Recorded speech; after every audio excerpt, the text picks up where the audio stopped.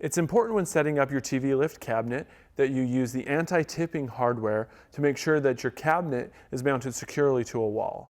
There are instructions that are provided in your setup instruction pamphlet, but I also wanted to go through and show you how this is to be done. Included in your hardware packet should be 2 metal mounts, one steel strap, 2 short screws, 2 long screws, as well as 2 expansion nails. The first thing that we're going to do is mount one of the metal brackets to the back of the TV lift cabinet using the short screws. So I have a metal bracket here, and I have a pair of these short pan head screws. Now, this whole strip on the back of the TV lift cabinet is solid wood and can be used to anchor this bracket. Typically, what we'll do is anchor this to the center of the cabinet, but realistically, you can put it anywhere along this solid wood strip along the back. So find a spot, and you're going to want to mount it towards the bottom of this strip, just so that it's not visible.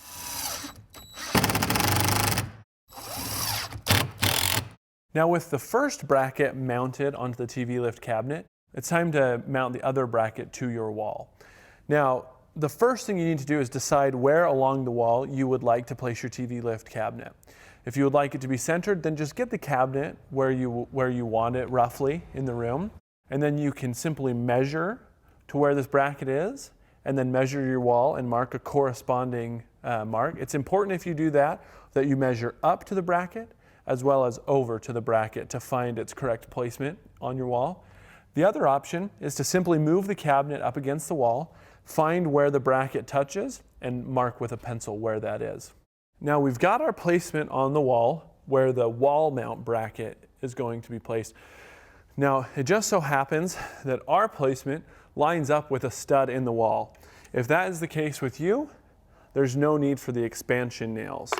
You'll just use the 2 long screws provided to anchor the wall mount bracket into the wall.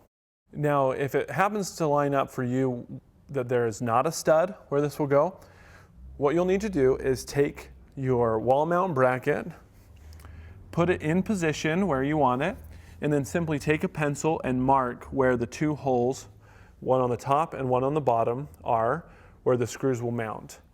Then drill where those pencil marks are with a 6mm drill bit, and gently tap an expansion nail into both of those holes until the expansion nail is flush with your wall. At that point, the positioning of those expansion nails should line up with the bracket holes, and you should be able to simply put the bracket on and, using your Phillips drill, drive the screws into those expansion nails.